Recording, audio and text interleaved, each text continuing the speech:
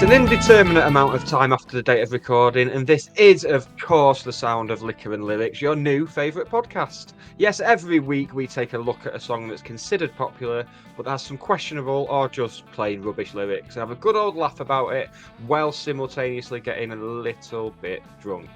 I'm Nick, and with me as ever, the weekend plans of Cliff Richard, and luckily for us, the availability of Cliff Richard. It's not Cliff Richard, it's my friend Dan. Hello, Dan. Hello. How? Well, I say how are you, but I know that you're a little bit under the weather at the moment, aren't you? Exactly. But when you've got booze and music, let those be the food of podcasts. Yep. Started well. I knew I didn't know where I was starting out, but I knew where I wanted to end up, and I did. Well, that's good. That's good. It's going to be an interesting week, I think, because this artist that we're covering tonight, I've never taken the time to actually. Obviously, I've heard their songs before. I've never taken the time to actually sit down and have a read of their lyrics. And boy, when I did, was I surprised. And I'll explain why I was surprised. Surprised, perplexed, many emotions that we'll go through this evening, I think. Yeah, but most of all surprised because I had thought, so I should say, the song we're covering is Shape of You by Mr. Ed Sheeran. Now, Ed Sheeran, one of the biggest artists in the world, not my cup of tea, but I have no particular dislike towards him as a person or anything like that. I know very little about him, but I always thought that people kind of made out he was a great lyricist, like maybe a great songwriter is different, but great lyricist. So I thought, well, how, we might not like them, but how bad can they be? And I had a good read of them, didn't I? And yeah, so I'm more surprised than anything I thought, well, they can't be that bad because he's so renowned, but I don't know why, because I should have known better, shouldn't I, really, based off musical history. Yeah, I mean, the phrase "they can't be that bad." He's popular. There's a couple. Yeah, I mean, I think the phrase "he's not that bad" was used like in Germany around like 1939ish, and it didn't really work out too well for those poor sods. But yeah, some of the lyrics in this, so not just this song in particular, but since like we've delved into this song over the last week or so, I thought, is it all like this? I don't want to describe it as sexual imagery because that makes it sound like you could derive sexual pleasure from some of his lyrics, which if you do, then someone needs to have a good hard look at you and throw something at you. But there's if you were to pick some Ed Sheeran lyrics out and present them to me, if I was to draw a picture of exactly the person I don't want to be singing them lyrics to me, I'd draw Ed Sheeran. If you said, Nick, name someone whose bed sheets you don't want to think of the smell of, I'd be like, Ed Sheeran. I imagine he's still got like Marvel bed sheets, Ed Sheeran. I can honestly say I don't think I've ever had a single thought about him, like as in like who he is or what he does, or he's just a non-entity in my head. Yeah, he's just this popular person, but I've never thought like, oh, I bet he does that, or I bet he likes this and that. I mean, the thing that made him famous was that like Nando's song or whatever with Example. Do you remember when liking Nando's was an adequate substitute for having a personality? They were the days, weren't they? Let's have a listen to the bloody song. I'm in love with the shape of you. We push and pull like a magnet do. Although my heart is falling too. I'm in love with your body. And last night you were in my room. And now my bedsheets smell like you. Every day discovering something brand new. Well, I'm in love with your body. I'm in love with your body. Yeah, I mean, it's catchy pop tune, isn't it? Should we see what alcohol we have linked to this song, perhaps? Alcohol.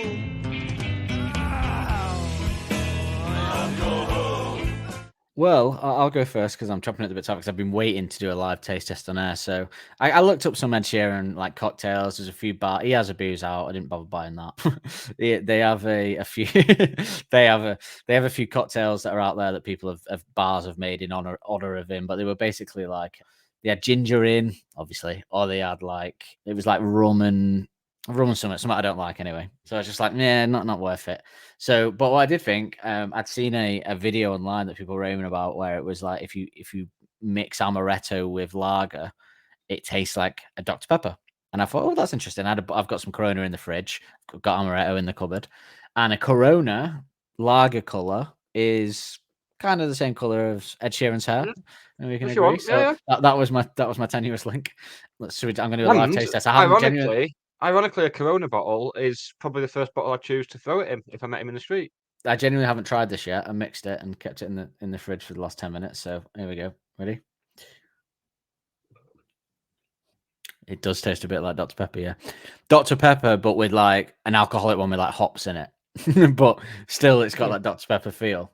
Dr. Pepper, as the Americans would probably call it. That is all right, actually. I quite like that.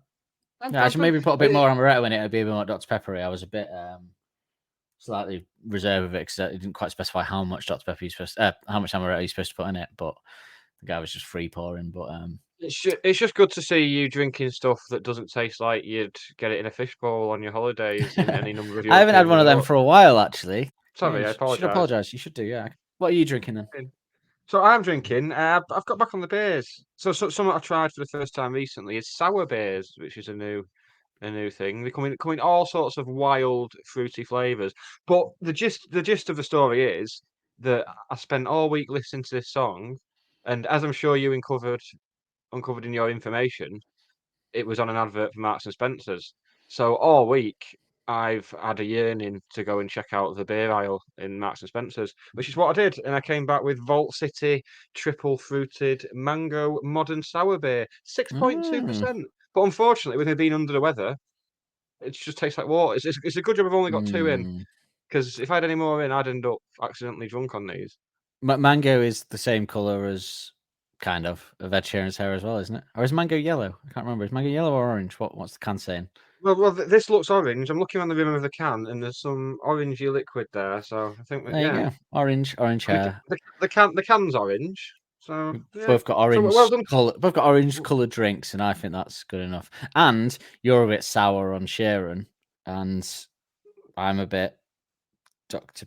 Pepper on Sheeran. Nah. Well, that sums it up. Should you want some information on the song? Bloody love some information. Information, that's what I need. Some information. Where did she come from? Information, that's what I need. Some information. Shape of You is a song by English singer-songwriter Ed Sheeran. It was released on the 6th of January 2017 as one of the double lead singles from his third studio album, Division Sign is what Divide, the title of that is. Yeah, he's so edgy. It's just a division sign, so I don't know. It could be if you don't know, you just say division symbol. I don't know.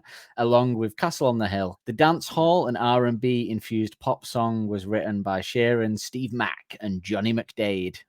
Johnny McDade. That's Johnny McDade is Courtney Cox's husband, isn't it? Slash the guy from Snow Patrol. The guitarist from Snow Patrol, not the main guy. No. Probably for the best. Yeah. He's doing better than the main guy. Due to its interpolation of No Scrubs by TLC, Candy Buress, Temeka Tiny Cottle, and Kevin Shakespeare Briggs are also credited as writers. The song was produced by Sheeran and Mack. Shape of You peaked at number 1 on the singles chart of 34 countries, including the US Billboard Hot 100, as well as the UK, Australia, Canada. It stayed at number 1 for a record-tying 16 consecutive weeks on the Canadian Hot 100, as well as 14 non-consecutive weeks on the UK singles chart and 12 non-consecutive weeks on the Billboard Hot 100. On 10th of December 2018, the song became the first song to hit 2 billion streams on Spotify and is currently the second most streamed song on the platform with 3.6 billion streams, behind Blinding Lights by The Weeknd. It was also the most streamed song of the decade on Spotify with 2.4 billion streams by December 2019, and the most streamed song on Apple Music with 930 million streams as of May 2023. It was the best-selling song of 2017 and the second best-selling digital song worldwide. So there you go. It was nominated for British Single of the Year and British Video of the Year at the 2018 Brit Awards, but more importantly, the song won the Grammy Award for Best Pop Solo Performance at the 60th Annual Grammy Awards. In 2021, Billboard ranked Shape of You as the 10th most successful song of all time. So, biggest song we've covered, I'd say. Probably biggest song we've done. It's huge, isn't it? It's massive. I don't mind it. I don't mind the song by any means as far as watching goes, but I've never actually listened to. It's one of those songs that's on. You don't listen to the lyrics. Why do you care? You don't care about the lyrics of the song. So you just know that he's saying. I knew what the first line was, and I knew what the chorus was, and that's it. I never knew the minutiae in the middle, and so I'll agree it's a good song, but are the lyrics good? That's the question, really. Find out over the next 40 minutes or so. So the first line, the club isn't the best place to find a lover, so the bar is where I go. Isn't it? I don't think either are, really. Well, I think a club's better than a bar. It depends, and he contradicts himself throughout the song, I'll be honest, but is that because he can't talk to a woman in a club and he prefers to speak to the woman and converse with them rather than, because the way that you have two ways, the way that you end up sleeping with a woman is a club you end up dancing with her or something, and then the way in a bar is that you have a conversation. Well, it depends, really. I think the bar's a better place to meet someone, but the club's a better place to find a lover. And a lover. Yeah. Because he's very specific about that. To me, it doesn't really make sense, and I don't think he really believes that as the song goes on. Is all I'll say. Personal preference. No big issue with that, really. We've all got preferences. Even got Sheeran. preferences. Even Sheeran. Me and my friends at the table doing shots, drinking fast, and then we talk slow. I mean, do many women want to approach or be approached by a table of lads doing shots and downing drinks? His methods are It's skewed the shots here. and downing drinks that secure the fact that no, they won't want to. Like, oh, I don't. if you touch his dick, you're gay. If you don't want to meet a woman in the club, you want to meet her in a bar because you want to have a conversation, presumably, or whatever. Why are you in the bar being a loud group of loutish lads doing shots and drinking fast down in drinks and stuff? Like, that isn't appealing, I imagine is a it? phone party. This is a I mean, phone take apart from the party, fact he's Ed Sheeran and it wouldn't matter what he did, he'd probably be able to sleep with a woman. Just strip that out of it. But because he's not, he's in character here, let's say. But I just find the idea that he's specific, like he's going to the bar to find a lover rather than a club, but he's took all his mates with him and he's being loutish in there. Also, I'd say I talk faster when I'm drunk and excitable, unless he means like 5 a.m. fucked where you can barely string a sentence together because you drank that much. I'm seeing it as 5 a.m. Yeah. But then if that's the case, I can't see him getting a lover if he can't string a sentence together. Well, no, so he's going to the bar to meet women, but he's getting so pissed with his knobhead mates that he can't even speak to women. I'm confused by the... Guarantee, though, he's getting so pissed he can't talk to women, but I guarantee Sheeran's the first one ordering a water. Sheeran goes to get around in at about 10:30. He's like, oh, no, tap. Well, no one's looking. I'll have a tap water as well. He's like, I just don't understand if this is him wanting to meet a woman in a bar, why he's with a load of lads doing shots, drinking, and getting so fucked that none of them can speak anymore, speaking like this. Intimidating. Don't drink when you speak like this. Intimidating, yeah. Loutish. The kind of men at that point that women don't want anything to do with unless they're absolutely off their head as well. But then if you're happy to be so drunk and fucked that you can barely speak and the woman you meet is in the same condition and then you have sex, then the club was the place you should have gone straight away, because that's where that happens. If you want that situation, the club is the perfect place to find a lover like that. He's pinning it as, because I don't like it, because he's sort of trying to suggest at the start there that he's some kind of old romantic, that I like to go to a bar to find a lover because it's better than the club. You know, in a club you can have in a bar you can have a chat and it's very sophisticated. But then when you get there, he's doing beer pong, throwing up, grabbing witches' asses, and passing out on the chairs. I don't understand. He's specifically choosing to go to a bar because it's not like a club, and then he chooses to go to a bar and act like he's in a club. It's just baffling. I bet after this he went to Burger King and asked for a Big Mac, and they all sniggered. They all sniggered at the poor minimum wage worker behind the counter. Like, Gimps. The next line. Okay, so let's leave that there. The methods make no sense to me here, but let's leave that in the past where it belongs. Well, it's going to come up again. But come over and start up a conversation with just me, and trust me, I'll give it a chance now. So come over and start a conversation with just me, and trust me, I'll give it a chance. Doesn't happen. This does not happen. I'm sorry. No girl is going to go. No girl worth the salt, worth talking to again, is going to come up to a group of drunk lads who, let's be honest, they're slapping each other in the cocks. They're doing the thing where you hit the top of the bottle so it all fizzes up. Yeah, they're doing that.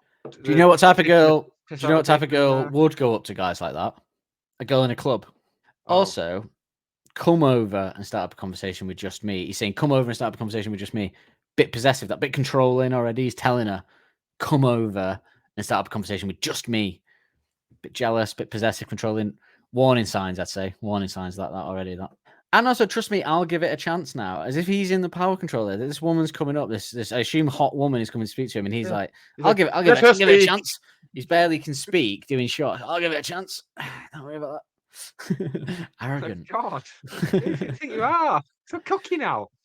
And then, okay. Take my hand again. Tell me what to do. Take my hand. Stop. Put Van the Man on the jukebox. Van the Man. Van Morrison. Van Halen. I mean, if it's Van Halen, I want to be at this party. If it's at if I was in a bar, specifically a bar as well, which suggests it's not a pub, a bar, it's trendy. I am not staying in a bar that's willingly playing.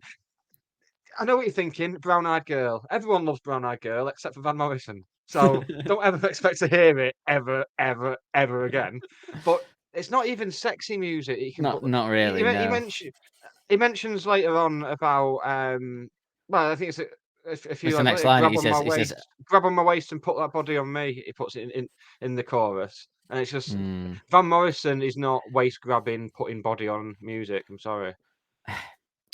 Then we start to dance, and now I'm singing like. So now he wants to dance and sing. You do that in a club, mate, not a bar. You got to be honest with you. That again, Wrong place. Everything that he's done so far has been more suitable to a club than a bar, I would say. Like literally every step of the way here, he's done nothing that would be appropriate in a bar. It's because it's horrible when you're having a nice night in a bar and some drunk knobheads get up and take control of the juice box and start to sing and dance loudly and start like it's like, oh God, that's what the club's for. But I also imagine that this is supposed to be quite sexy dancing that they're doing. So Van Morrison, especially the next line that would suggest that, but just two people sexily dancing in the middle of a bar in front of a jump box, and the guy starts singing to her as well. So weird. Can you imagine that? If you turn that jukebox down, I'm serenading her. Imagine that. You just sat there in the van, the guy gets up, puts a song on, Van Morrison, and starts let's just say Brown Eyed Girl, and he just starts dancing slowly with her to it, and then he starts going, "You're my brown eyed girl," to it, and everyone's just sat in the bar like going, "Fucking hell, what is going on here? Jesus Christ!" Mental Steve's at it again. And from her point of view, is that even attractive? Him just singing at her? There's nothing worse than someone singing a cappella at you. Oh God, yeah, it's the most awkward thing, isn't it? How uncomfortable for this poor woman. I don't know. In his head, it's some kind of big sexy moment, but I think the reality is not that at all. I think in his head it is, because I imagine there's all of his mates are like knobbed mates have stood there like cheering, like go look at Ed. Yeah. And I imagine there's a couple sat near having this conversation where the guy goes, so I should go over and sort of save that woman, shouldn't I? And just pretend like she's with us or something to get her out of the situation because she looks uncomfortable. And the girlfriend's going, no, stay out of it. I don't want to fight. Look at his mates. They look a bit rough. And he's like, oh, all right. Well, can we leave after these drinks then? Because I can't stand to watch it. That conversation's happened nearby, I reckon. 100%. Maybe this has happened before. Maybe when he said to her, like, "Look, Julie, we need to get her away from these guys because it could be a dangerous situation." But Julie's like, "Yeah, but remember last time you did that, Steve? Remember last time you did that? You got bottled by them lads and they shoved a traffic cone up your ass. What about the time before that?" He just goes around just inserting himself in people's lives, getting battered every single week. He's just trying to have he hates his wife so much that he's just trying to fall in love with another woman by saving her to get out of the marriage. No matter what the cost. Girl, you know I want your love. Your love was handmade for somebody like me. That's nice. I'll give him that. That's a little nice sentiment. Quite sweet, that. Nice sweet. It's love that he wants now as well. He wants the love. He doesn't just want tits and ass and stuff. He specifically wants love. This is where my contradictions for this song play on, because he specifically said he wanted to love her at first. So come on now, follow my lead.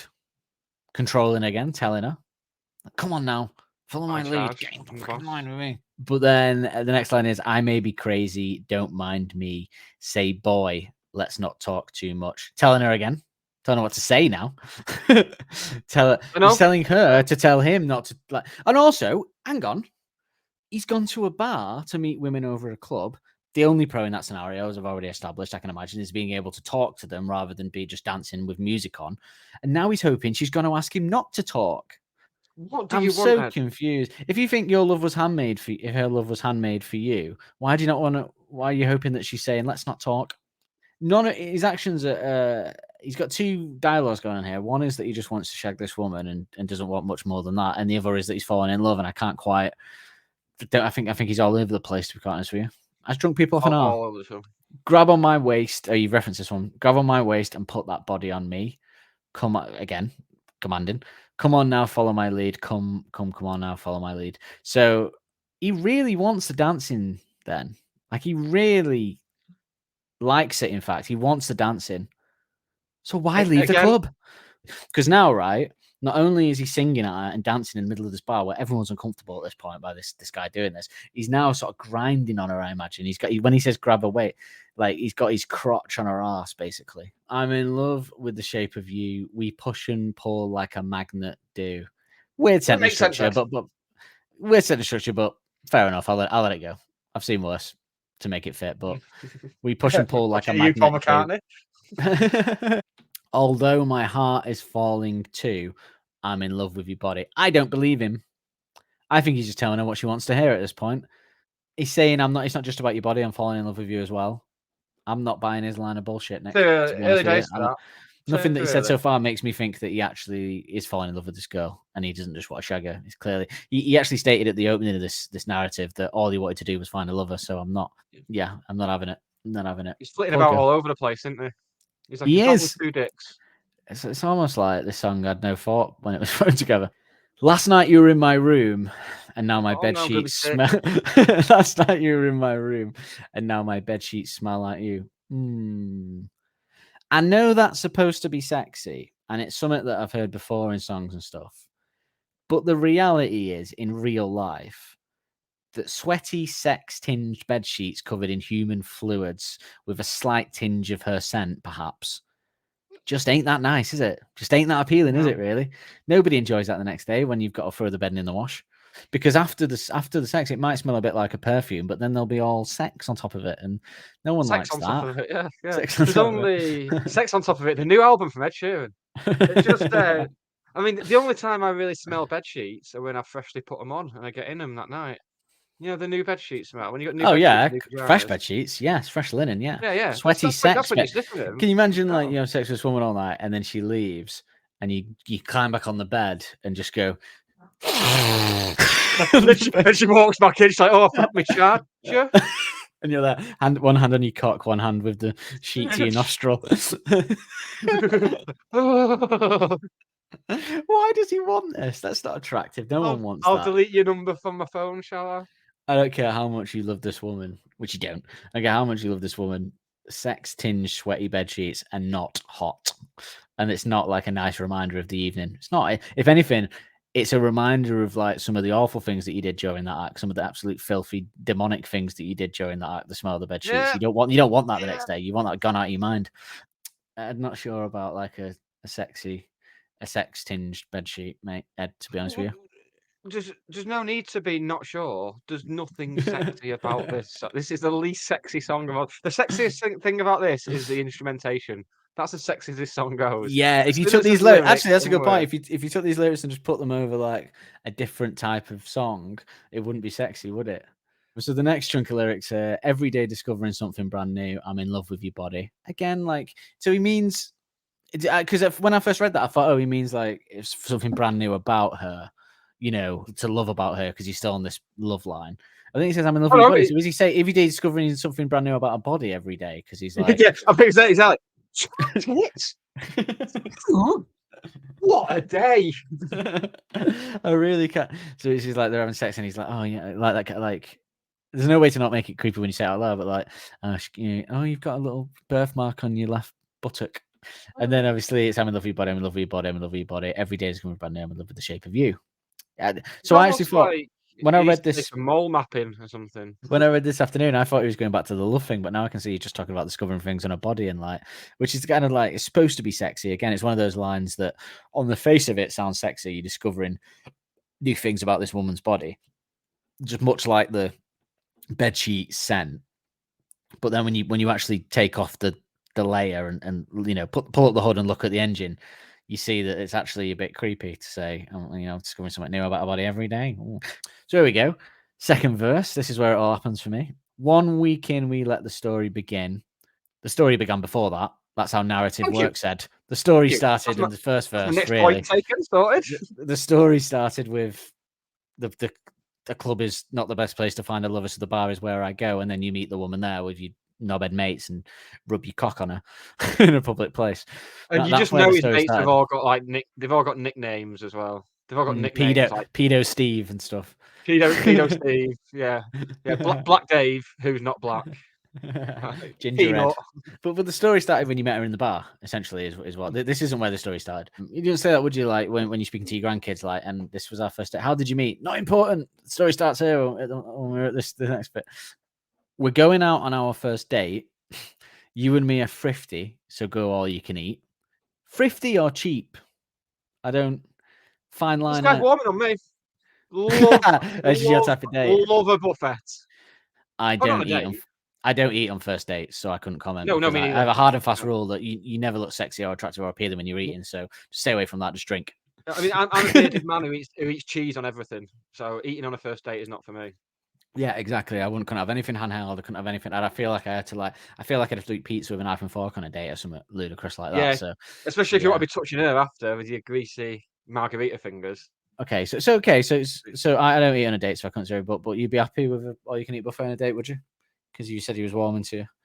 I just think it's a bit like it depends if you're doing it as I've done it as an ironic, not on a first date, but as like when I've been dating someone, as an ironic thing, we've gone for like all you can eat buffet. Well, no, I think it's okay if you both like hard up and you're younger and you understand that you don't have much money, so you just want to be in each other's company, so you go for a date. That's all very sweet. Yeah, exactly. Yeah, I think as an adult with some money, you can do a bit better than I wouldn't now. Date is what I'd say.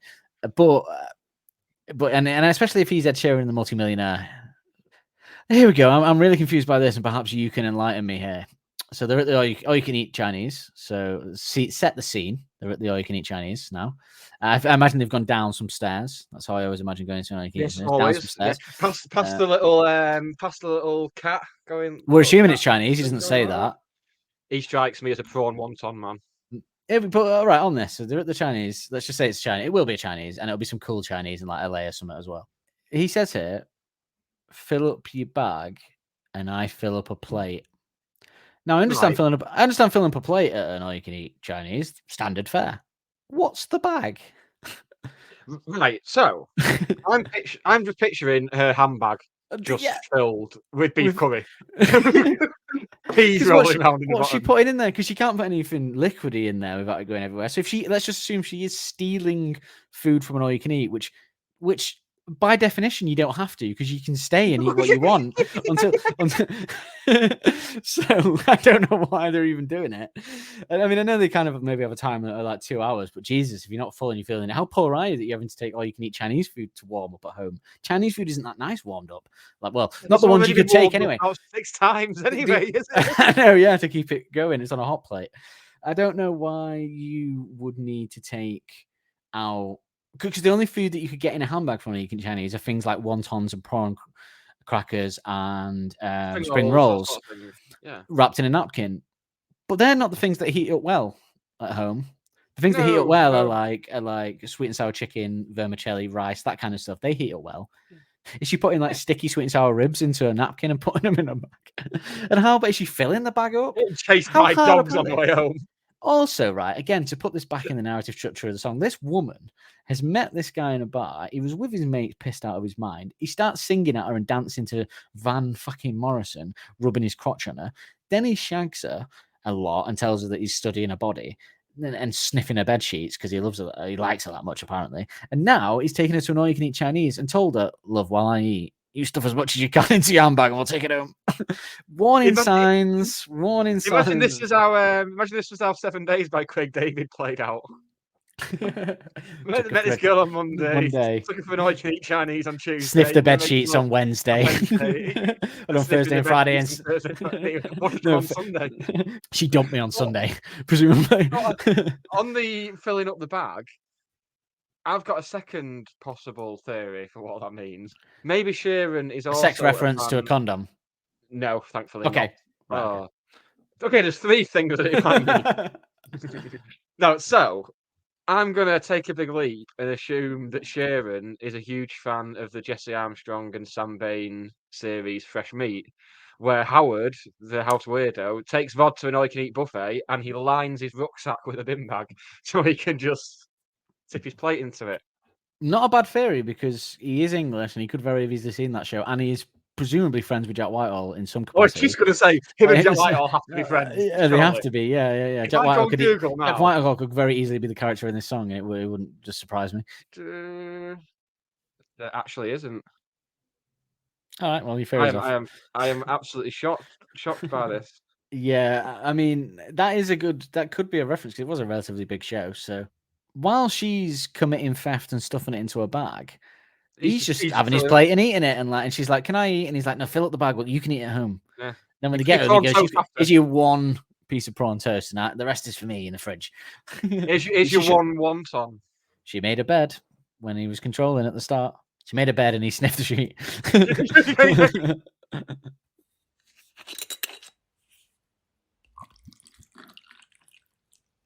I'm going to say this now. In my top 5 worst lyrics, I was shocked considering how big of a superstar this guy is. And I don't know why, because I've said again, popular music and bad stuff shouldn't be. This line shocked me to the point where I was just sat in silence thinking, I can't believe this is a line in one of the most streamed songs of all time. The second most streamed song of all time. When I read this line earlier today, I felt the same way I did after I first saw Schindler's List. Just this urgent aroused to sit in silence and contemplate. Well, once I dealt with that, I was just sat there like just the feeling I'd seen. The feeling that A, I'd seen a horrible war crime, but B, I needed to read more about it. I just can't. Just get on the Wikipedia for it. I just can't. So the line is, okay, people, brace yourself for this if you don't know. We talk for hours and hours about the sweet and sour. I've had good sweet and sour. I have never felt the need to talk for hours about it. What's a bore? So they've gone there. She stuffed the bag. Has she had any? Because he's the one with the plate. So is he just talking at her again about it? He's talking at her for hours about the sweet and sour. That's why he gets her to put food in her bag, because now her phone is at the bottom of her bag, so she can't get her phone out to emergency date call. Yeah. I just assume she is eating, and they're actually talking for hours and hours about this. So me and you on a date, right? We're two gay men. We don't need to pretend to be a woman. It's a modern world. 2 gay men. You went to all right. You want to be the woman? You can, mate. I didn't anticipate that you would be so ready to be the woman. Me and you on a date, and we're just thinking, well, you know what? We get on. Let's see if the sex bit works. So we're sat there having sweet and sour, and I go, Nick, this sweet and sour is spectacular, mate. Try a bit. That's all right. Yeah. That's probably the best sweet and sour I've ever had. I've had better. It's all right, but sweet and sour at the end of the day, Dan. Yeah, but what I like about it is, although it's got like this sweet taste to it, there's also like this tinge of sour to it as well. So even that, and even then, if he goes, I really like the way it blends with the rice. I like these pineapple they put in it. Even if you both loved it and talked a bit about the taste of the rice, 2-minute conversation max. And that's generous. Sweet and sour. This is buffet sweet and sour. Yeah, so it definitely isn't the best you've ever had, because there's very nice restaurants where you get better. Yeah.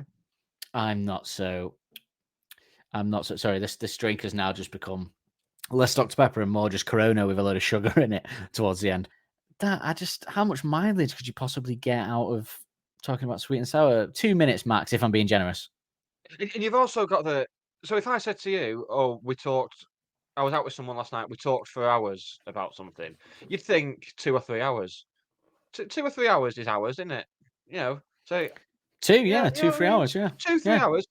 He's talked for hours and hours about the sweet and sour, which suggests 6 hours. 6 hours. You only get a 2-hour window. So they've paid for 3 buffets. They paid for 3 buffets in this time.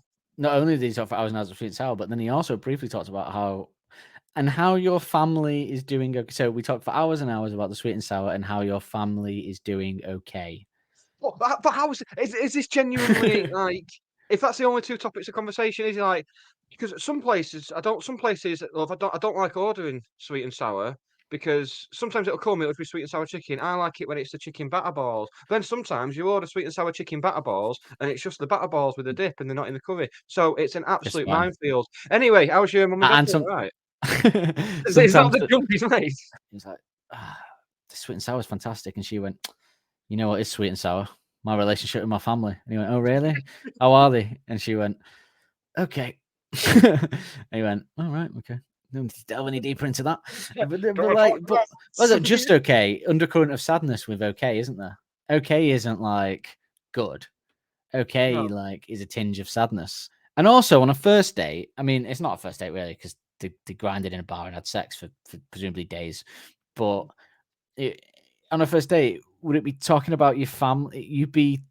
I'd be if I was on a first date with you, I'd be saying, "Oh yeah, I've got two brothers." You wouldn't be giving an update on how they are because there's no need to update him because he's never met them and he doesn't know who they are. You wouldn't go, "Oh, by the way, my family's all right." Are they? Right. Who are they again? But like you said though, it's just that my family is doing okay, and it's just like It's kind of a leading question.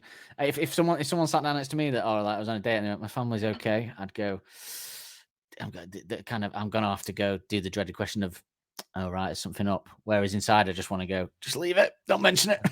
and then when you do say something up, it's like, well, my dad's cancer's back. My mum's got a glaucoma again. My dad's lost his job because they're making people redundant at the haulage firm. There's no jobs going in the warehouse because it's all automated now. So not only has he got to go through this cancer without any money coming in, my mum's had to take time sick off work. She's had to go back on the game. So yeah, they're doing okay. What's check, please. Yes, we have paid for one plate. I think you'll find. What's that leaking out? What's that leaking out of the handbag? Just makeup leaking out that makeup bag. These girls. Why is she dancing off with a handbag? Women's problems. Some of that crispy seaweed wrapped up in a couple of panty liners. What if you get home and he goes, where's all the sauce? Where's all the sauce? And he pulls out a pack of tampons have opened and it's just absorbed it all. He's like, for fuck's sake. And then the next, so he's not done. He's talked for hours about sweet and sour, and then briefly she's giving an update on a family that he's never met. Leave and get in a taxi, then kiss in the back seat. Tell the driver make the radio play, and I'm singing like this infuriating, insufferable human being. This poor taxi driver. It's a cold night. He's had a fun night. He's had some drunk guy in there being racist. Some fella thrown up. He's been racially abused at some point. Yeah, someone's thrown up on the floor. He's had sick. And then this guy gets in and he thinks, oh, a nice young couple, thank God. And he's going, hang on, you can't bring food in here. She's like, it's all right, it's in the handbag, it's sealed up. All right, I'll let it go as long as. Hang on, were you taking a spring roll? No eating in the taxi. Right. And then they start getting off of each other. So he's sat there, and imagine if he's sat there in the front and all you can hear is like. Yeah. And if they catch him looking in the mirror, they'll think he's a pervert. So he has to keep his eyes on the road. And then, so he's doing that. He can hear that. And then he thinks, well, they're just young, young love hormones, better than being racially abused or cleaning up sick, innit? And I'll be knocking off after this one anyway. So it's fine. The fair's near my house. Fair's near my house, big fair. How can they afford a taxi, by the way? Because he's already taken it to a Chinese buffet and stealing it. So how much is the taxi? Ordered one plate. Presumably in London or LA or somewhere. So he's doing that. They're kissing, already awkward. And then the fella stops kissing, breaks off, and he goes, "Hi mate," he goes, "Yeah, can you put the radio on?" He goes, "All right." He puts it on. It's classical FM's on, and he's like, "No, can you put on radio 1 extra, please?" He's like, "Yeah, he's an extra guy, isn't he?" All right, okay, fair enough. Puts it on, and he's like, "All right," and then it's like some, and then the guy goes, I could just rap my own stuff to this music. And not only does he have to sit in his cab taking this with her getting sweet and sour on the seat, then he's got some absolute twat rapping in the back seat to her, going like, "Come on, be my baby, come on, be my baby, come on, be my baby," in between like, and come on, and he's just singing at her. And this poor cab driver, horrid. Can you imagine anything worse than that? Oh god! And I bet she heroes don't wear capes, taxi as well.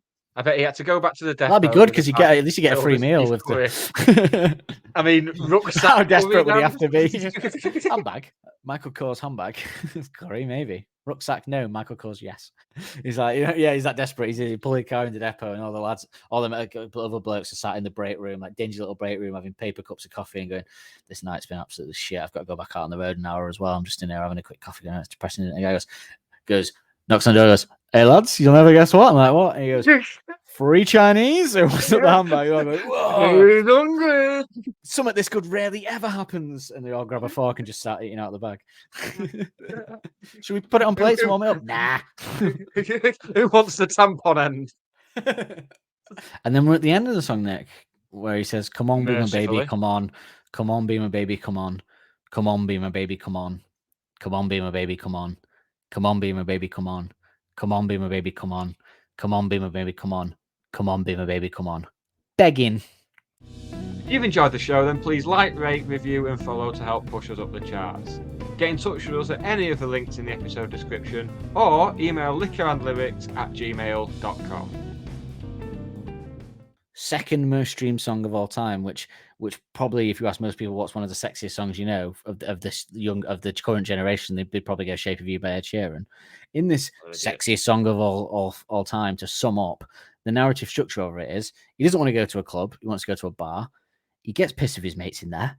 He forces a woman to come over to him. He makes her put Van Morrison on the jukebox. He grinds against her while he sings her.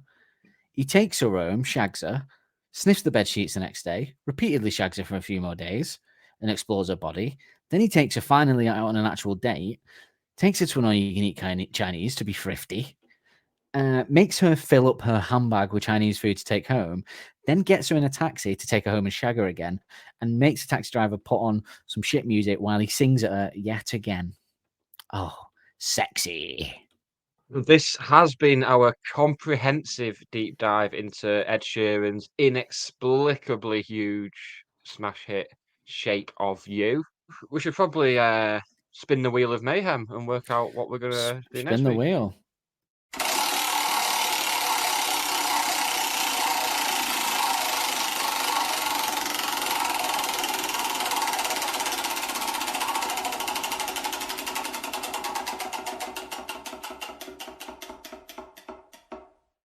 The next song is Dakota by Stereophonics, which has one of my... There's one particular line in there that just makes me laugh every time when written down and then performed in a conversation.